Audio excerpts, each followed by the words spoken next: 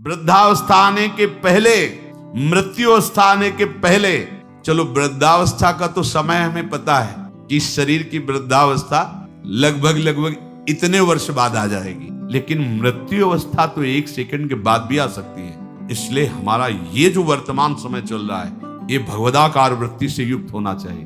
वृद्धावस्था के आने के पहले भगवत प्राप्ति कर ले, ये बात तो समझ में आ जाती है कि 60, 70, 75, 80 इसी को वृद्धावस्था कहते हैं। आजकल तो 60, 70 में राधेश्याम हो जाता है।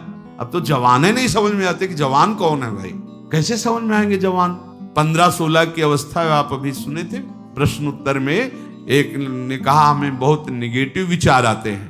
तो भैया ये तो पाप का लक्षण है। आप पाप कर्मों से अपनी वृत्ति को हटाइए, नहीं तो नकारात्मक सोच आपको नष्ट कर देगी। क्या करते हो तुम? उनका 5 बार हस्तमैथुन नियम से रोज करता हूँ। अब आप विचार करो, इस विषय पर ना तो कहीं चर्चा होती है और ना कहीं कहा जाता है। छोटे छोटे बच्चे ऐसी निकृष्ट आदत को प्राप्त हो गए, अब ये जवान होंगे, अब इनमें भगवदानंद की आकांक्षा जागृत होगी, ये कहीं सतमार्ग जान पाएंगे? कदापि। जीवन ही नष्ट कर दिया। शास्त्रीय सिद्धांत है, गुरुकुलों में इसीलिए बच्चों को रखा जाता था, चाहे राजा के हो चाहे प्रजा के हो। ब्रह्म ऋषियों के शासन में 20-25 वर्ष तक ब्रह्मचारी रहे, वृत्ति निवृत्ति मार्ग पर तो वैरागी बन गए, प्रवृत्ति मार्ग पर तो गृहस्थ में गए। कुछ समय तक गृहस्थ में रहने के बाद स्वतः पूर्वाभ्यास ब्रह्मचर्य का उनका जागृत हो जाता और वो 4थी अवस्था तक भगवत साक्षात्कार कर ही लेते, क्योंकि नींव बड़ी मजबूत थी। अब छोटे छोटे बच्चे स्मार्ट मोबाइल, आचरण, गंदे दृश्य देख देख करके गंदे कर लेना, कैसे उनके अंदर ये बात आएगी कि वृद्धावस्था पहले भगवत प्राप्ति कर लेंगे? जरूरत ही नहीं भगवत प्राप्ति की, उनको आकांक्षा ही नहीं, जानते ही नहीं भगवत प्राप्ति क्या है, क्यों करना चाहिए। वो बस वो चाहते हैं, जो दृश्य देखते हैं वही करना चाहते हैं, जो सुनते हैं, जो बोलते हैं वही चिंतन होता। जीवन एकदम नर्क बन जाता है। भगवत प्राप्ति की आकांक्षा उसके हृदय में होती है। ध्यान से सुनना। पर नारी पर पुरुष त्याग कर, सेवन करो शुद्ध गृह धर्म, निज पर धर्म नाश के साधन, करो कभी भी नहीं कुकर्म। यदि आपको इसी जन्म में उत्तम स्थिति को प्राप्त करना है तो चाहे गृहस्थ हो चाहे विरक्त हो, कभी भी ये विरक्त आश्रम वाले को माताओं बहनों की तरफ कुदृष्टि से भी नहीं देखना चाहिए। कुदृष्टि भोग भावना।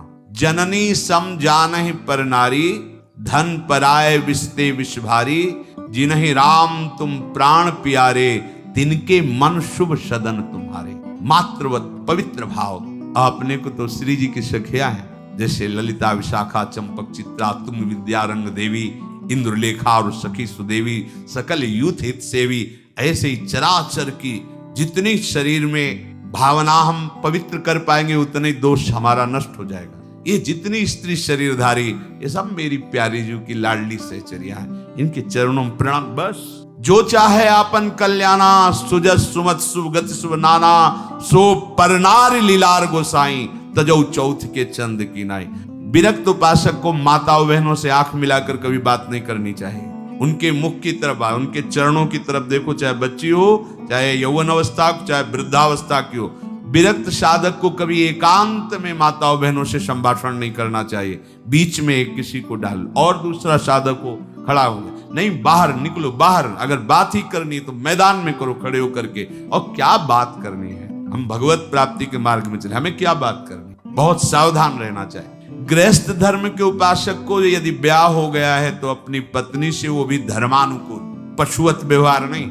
और पर स्त्री की तरफ तो दृष्टि ही न करे भोग वृत्ति की। अगर की तो सारे सुकृत नष्ट हो जाएंगे, चाहे वो स्त्री शरीर चाहे वो पुरुष शरीर हो। इसलिए पर नारी पर पुरुष त्याग कर। पर ये सत्संग जिनके कानों में नहीं पहुंचता है, शास्त्र स्वाध्याय नहीं करते, वो इसे मनोरंजन समझने लगे, इसे धर्म नहीं समझते, वो इसे मनोरंजन समझ। क्या इसमें बिगड़ जाता है? जो शास्त्र हैं उनका स्वाध्याय कभी करते नहीं।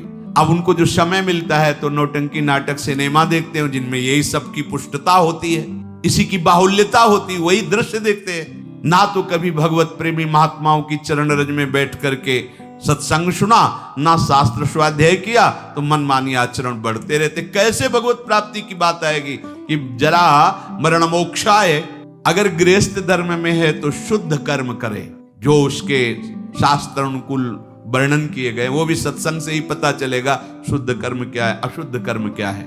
जो दूसरे के धर्म का नाश करता है, कुकर्म करता है, वो कभी साधन मार्ग पर कैसे चलने की सोच सकता है। अगर कहीं उनके अंदर थोड़ी श्रद्धा भी बनती है तो भूत प्रेत की पूजा करता, करता जो तामस व्यवहार, अंडे मांस शराब उड़ाता, चोरी का करता व्यापार, रखता मन में वैर द्वेष मद, करता जो हिंसा व्यभिचार, होता घोर प्रेत वो, पाता असहनीय यातना अपार। जरा मरण मोक्षाय नहीं, वो प्रेत बनेगा। प्रेत योनि किसको प्राप्त होती है? तो बोले जो भूत प्रेतों की पूजा करते हैं, जो अंडा मांस शराब ये सब खाते पीते हैं, दूसरे के धन को जो चोरी करते हैं, मन में वैर द्वेष अहंकार रख करके जो हिंसा करते हैं और पर स्त्री से जो व्यभिचार करते हैं, वो घोर प्रेत योनि को प्राप्त होता है। इसका प्रमाण धुंधकारी है, पढ़ के भागवत में देख लेना। प्रेत योनि को प्राप्त होता। ऐसे प्रेत स्वभाव वाले कैसे जरा मरण मोक्षाय के मार्ग का अवलंबन लेंगे? इसलिए तामस वस्तु नशीली, जूठन से रखो परहेज विराग, माता पिता देवता गुरु का, गुरुजन का न करो अपमान, सुख पहुंचाओ सबको संतत, मन में रख श्रद्धा सम्मान। कोई भी नशा भगवत प्राप्ति के मार्ग में चलने वाले उपासक को नहीं करना चाहिए। बैठा लो। आजकल ये भी बहुत सूक्ष्मता से साधन मार्ग वालों को गिराने के लिए प्रवेश कर गया है कि थोड़ी सी भांग खा लो, बस भगवदानंद में डूब जाओगे, या एक दो चिलम फूंक लो, या अमुक अमुक अमुक। हम प्रणाम करते हैं, जो ऐसा करते हैं सिद्ध महापुरुष होंगे, उनको हम प्रणाम करते हैं, पर अपने कच्चे साधकों के लिए या भगवत प्राप्ति के लक्ष्य वालों के लिए हमें कहीं शास्त्र में आज तक नहीं लिखा, कहीं ऐसा नहीं मिला। कुछ लोग उदाहरण देते हैं कि भगवान शंकर भी भांग खाते हैं। भगवान शंकर भांग खाते नहीं, पीते हैं, हलाहल जहर पीते हैं। जगत की रक्षा के लिए समुद्र मंथन में निकला हुआ हलाहल जहर पिया। तुम एक धतूरे का फल खा के दिखाओ तो तुम्हें माने उनकी समानता कर सकते हो। जगत रक्षा के लिए भगवान, और यहां से नीचे उतरने नहीं दिया है। यही है नीलकंठ। तुम एक घूंट पानी आरोप के दिखाओ, एक बूंद पानी चला जाए, खोक खोक करते रहोगे। पूरा हलाहल जहर समुद्र मंथन का यह आरोप लिया है, इसलिए नीलकंठ भगवान उनको कहा गया। कहते भगवान शंकर गांजा पीते, कभी देखा चिलम उड़ाते हुए भगवान शिव को? अरे भाई समझो, उस भगवान है, वो जगत मंगल के लिए सब किए हैं। वो कोई ऐसा नहीं कि थोड़ा भांग खा के कैलाश। भांग का नशा कितनी मिनट रहता है? बहुत 24 घंटे, 12 घंटे 24 घंटे। शंकर सहज स्वरूप समारा, लाग समाधि अखंड अपारा। 88,000 वर्ष तक की समाधि एक बार में। 88,000 वर्ष, 88 मिनट बैठ के बिना हिले दिखाओ हमें तुम। 88 मिनट बिना हिले डुले पद्मासन लगाओ और 88 मिनट बिना हिले डुले, शरीर कांप जाएगा। महापुरुषों के सत आचरण का तो अनुकरण नहीं करते, और उनकी जो महामहिम जगत रक्षा के लिए वृत्ति, उसको बोलते भगवान शंकर नशा करते। कोई भी तामस वस्तु, नशीली वस्तु अगर स्वीकार करेंगे तो शुद्ध भजन नहीं हो पाएगा। इसलिए जो कर रहे हैं वो सिद्ध है, हम प्रणाम करते हैं। हमारा निषेध करने का कोई बल ही नहीं है। शास्त्र कह रहा है तामस वस्तु नशीली, कोई भी नशा नहीं होना चाहिए साधक के जीवन में। जूठन से रखो परहेज। गुरु की, आराध्य देव की जूठन के सिवा जीवन में किसी और की जूठन नहीं पानी चाहिए। सब सवै संत गुरुदेव हैं, व्यास या प्रतीत। भगवत प्रेमी महात्माओं की जूठन के लिए तो आदेश दिया है, जूठन ले पावे सदा। जो गृहस्थ में हैं, माता पिता वयोवृद्धों को भगवान का स्वरूप मानकर उनका आदर करे, बड़ा क्रूर स्वभाव होता जा रहा है। नवयुवक जन है, अपने वृद्ध माता पिता को कटु वचन बोलते हैं, यहाँ तक कि उनके ऊपर हाथ भी छोड़ देते, मारने पीटने तक पर। सोचो तुम्हारी गति क्या होगी। जो भगवत स्वरूप माता पिता जिनकी चरण आराधना करने पर भगवान की प्राप्ति हो जाती। पुंडरीक जी ने अपने माता पिता की आराधना की तो भगवान विट्ठल उनको दर्शन देने बिना चाहे आ गए। ऐसे पूज्यवर जो हमारे गुरुजन हैं माता पिता, यदि हम उनका अपमान करेंगे, उनको गाली देंगे तो हम जरा मरण मोक्षाय मार्ग पर चल पाएंगे? कदापि नहीं। और सदगुरुदेव की अवहेलना, फिर तुम्हें परमार्थ की पगडंडी मिल जाएगी? कदापि नहीं। सुख पहुंचाओ सबको संतत, मन में रख श्रद्धा सम्मान, सब में भगवत भाव कर कर सुख देने की भावना। बुरे संग का, बुरे व्यसन का कभी न रखो मन में मोह, काम लोभ को छोड़ करो सब जीवों पर स्वाभाविक छो। जैसे कर्म किए जीवन भर, जैसे मन में रखे विचार, अंत काल भाव मनुज का होगा उसके ही अनुसार। बहुत सुंदर बात कह रहे हैं पूज्य भाई जी महाराज। यदि तुम बुरा संग करोगे, बुरा नशा करोगे, बुरे भाव रखोगे, काम लोभ आदि में आसक्त होकर चेष्टा करोगे, भोग वासना करोगे, तो क्या होगा? बोले जैसा जीवन तुम व्यतीत करोगे फाइनल में तुम्हारे पास वैसा ही निर्णय आएगा। क्या? अंतिम समय वही कर्म छा जाएंगे।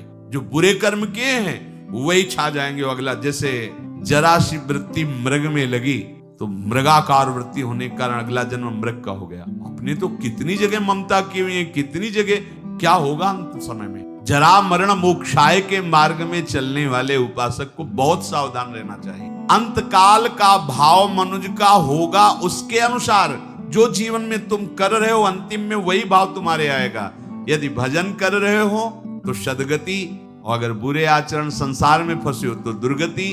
तदानुसार ही सदगति दुर्गति होगी उसे प्राप्त अनिवार्य। अतः रखो प्रतिपल ही मधुमय, भगवत स्मृति में हृदय उदार। अपने हृदय को निरंतर भगवत स्मृति में लगाए हुए ही कार्यरत रहो। अगर आप इसको भगवत स्मृति को छोड़ते हैं कि आगे हम कर लेंगे तो आगे नहीं होने वाला। मृत्यु समय की अनुपम सेवा, मन से दूर करे संसार।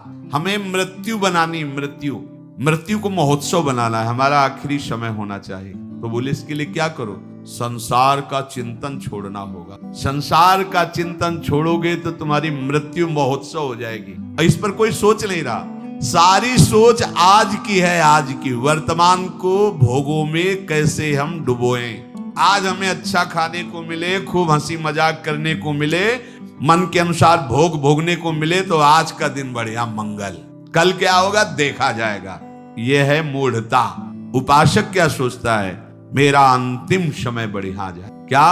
प्राणनाथ प्रीतम के चिंतन में, उनके ध्यान में पावन चरण रज का स्पर्श करते हुए हमारा शरीर छूटे, हम प्रियालाल को प्राप्त। भगवान कह रहे हैं जैसे भूत प्रकृति मोक्षम, संपूर्ण पंचभूत और प्रकृति इसके कार्य, अगर इनसे आप अपने को बचा लें तो जरा मरण मोक्षाय की पदवी पर आ जाएंगे। जरा और मृत्यु इन्हीं से होती है। किनसे?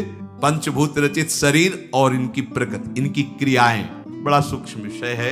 जरा मरण से अभी तुम्हें मुक्ति मिल जाएगी यदि शरीर और शरीर की क्रियाओं से अपनापन हटा दो। बड़ा कठिन है। क्या करें? बहुत सरल है। ऐसे हो जाओ, आत्मसमर्पण कर दो आराध्य देव को। हम शरीर से दाग नहीं हटा पा रहे, इतना विवेक प्रबल नहीं हो रहा, क्रियाएं हम भगवती नहीं कर पा रहे, इतनी पवित्रता हृदय में नहीं, तो एक सिद्धांत देखो, शास्त्रों में बहुत कृपा करके वर्णन किया गया है। अनेक जन्मों की आदतों से, इस जन्म की आदतों से, संग से, अहंकार से, इंद्रियों से, वृत्तियों से जो कुछ भी हो रहा है वो सब परम पुरुष आदि पुरुष प्रभु श्री हरि को समर्पित कर दो। आप भगवत प्राप्ति के मार्ग में अग्रसर हो जाए। इससे बढ़िया और बात क्या हो सकती है? ये करो ये न करो, ये नहीं। यत करोषि, जो भी कर रहे हो, ये तो सर्वाणि कर्माणि मयि सन्न्यस्य मत्पराहा, मेरे परायण होकर जो भी तुम्हारी क्रिया हो रही हो मेरे को अर्पित कर दो। यत करोषि, जो कर रहे हो कुछ तो करो, कोई सिद्धांत तो पकड़ लो। आज से नियम ले लो कि हमारा कोई भी 24 घंटे का समय भगवद अर्पित बिना हुए नहीं हम छोड़ेंगे उसे। अगर शयन में जा रहे हैं तो जागृत का पूरा हिसाब प्रभु के चरणों में दीजिए, और शयन के बाद जब जगिए तो पूरा शयन दीजिए प्रभु को। प्रभु 10 बजे सोए थे, अभी 1 बजे 2 बजे जो जगे, प्रभु ये समय आपके चरणों में समर्पित है। इसमें जो हम नींद में हुए या जो भी नाम जप किया, जो प्रभु आपके चरणों में। अब फिर सुबह जागृत में ये विचार करते रहो, ये क्रियाएं सब प्रभु की प्रसन्नता के लिए हो रही। नाम जप करते रहो, हर क्रिया प्रभु को अभी कुछ ही दिनों में आप देखना आपकी आध्यात्मिक विचार शक्ति बढ़ जाएगी, आपका विवेक पवित्र हो जाएगा। पर ये अभी 1-2 दिन करोगे फिर भूल जाओगे। भूलो नहीं, अगर भूलते रहोगे तो ज्यादा समय नहीं अपने लोगों के लिए पास। तो ये बहुत डींगे हाँकते हैं अभी बड़ा समय। ब्रह्मा जी के देश में, ब्रह्मलोक में ऐसे कमल की पंखुड़ी में ऐसे छेदो तो अपने यहाँ का 1 वर्ष हो जाता है। अगर वो 80 बार ऐसे कर दिए तो हम गए 80 साल ही होगी वो तो उम्र, 60 70 80 85 कितनी उम्र है। बहुत जल्दी तत्पर हो जाओ। पर सब कोई तत्पर नहीं होगा, सब तत्पर हैं यहाँ जगत सजाने में। अरे हम जगत सजाने के लिए नहीं आए, हम जगदीश को पाने के लिए आए हैं। ये हृदय का चिंतन बदलो, क्योंकि ये जरा मरण स्वरूप में नहीं होते, ये शरीर में होते हैं। अब स्वरूप का परिचय ही नहीं। लोग बहुत जानकार जैसे ज्यादा बातें बनाते तो कहते भैया 3.5 हाथ के शरीर में रहते हुए कई साल हो गए? बोले 40। तो जाना तुम कौन हो भाई? हो कि 100-200 हाथ का है तो खोजने में समय लगेगा। 3.5 हाथ के शरीर में आप हैं, आप अपने को नहीं जानकारी कर पाए तो आप कितने बड़े जानकार हैं? औरों की जानकारी क्या लोगे? आप अपनी जानकारी नहीं कर पाए, 3.5 हाथ के शरीर में हो, कैसे भूल भुलावे में हो? बोले हम तो रोज अपने को देखते, शीशा में देखते हैं, बढ़िया गोरे चिकले गाल और सब। ये तो प्रकृति की रचना का, पंचभूत का एक नमूना है। ये नमूना है, नमूना हमारा थोड़ी स्वरूप है। बस ये पहली सूरज गई तो जरा मरण मोक्षा है, क्योंकि जरावस्था इसी में होती है और मरण अवस्था भी इसी की होती है। प्रकृति के कार्य शरीर के साथ जब तक तदात्म रहेगा तब तक जरा मरण मोक्षाय नहीं हो पाएगा। संबंध विच्छेद करना ही है इस शरीर से। सारी चेष्टा इसी शरीर के सजाने की है और शरीर को मैं मानने की पुष्टता की है। और हम बनते हैं साधक, हम बनते हैं अध्यात्म मार्ग के पथिक। जब कोई उपासक शरीर के साथ तदात्म मैं आज तक नहीं भूल पाए। देखो ना, जब आप तिलक लगाते हैं शरीर के माथे पे लगाते हैं, अपने माथे पे लगाते हैं, वो समय आता है क्या? नहीं, एक एक बाल संभाल करके, क्योंकि मैं हूं, मैं, बस यही अंतराय है। अब ये गूढ़ बात कैसे समझ में आएगी? यहाँ तो बात समझने के लिए बस इतनी कि वो उपाय बताओ जिससे चेक पर चेक पास होती है। वो उपाय बताओ जिससे खूब भोग भोगने के लिए बल बढ़े और खूब भोग मिले। बस जीने की। जीते किसके लिए हो? इसका उत्तर नहीं। इसका उत्तर नहीं किसके लिए जी रहे हैं? भोगों के लिए जी रहे हैं, भोग भोग रहे हैं, जीने के लिए। बस इतना ही क्रम है मूढ़ता का। शरीर के वृद्धावस्था होने पर जब शरीराभिमानी मैं मानता रहा है, अब वो अपने को मान लेता है कि मैं वृद्ध हो गया हूं, पर वासना बहुत प्रबल हो जाती वृद्धावस्था में। पहले हमको ये भ्रम था कि ये जितने विकार हैं जवानी के हैं, इसके बाद शांत हो जाते होंगे। फिर बाद में अन्य वृद्धजनों से बात करके और शास्त्रों से पता चला कि यदि 40-45 की अवस्था, पूज्य पंडित से गया प्रसाद जी की वाणी, 40-45 वर्ष की अवस्था तक आपने अपने विकारों पर विजय प्राप्त नहीं की तो आगे और भयंकर रूप धारण कर लेंगे। और वृद्धावस्था में तो ये ज्वलंत, लोग कहते जवानी में विकार ज्वलंत होते, नहीं, वृद्धावस्था में होते, क्योंकि अब उसकी दुर्गति करवानी है ना। अंदर विकार भरे होते हैं और शरीर भोग लायक नहीं होता। बस मिटिया मिट, वो मलिन विचार उसके आगे बढ़ने नहीं देते।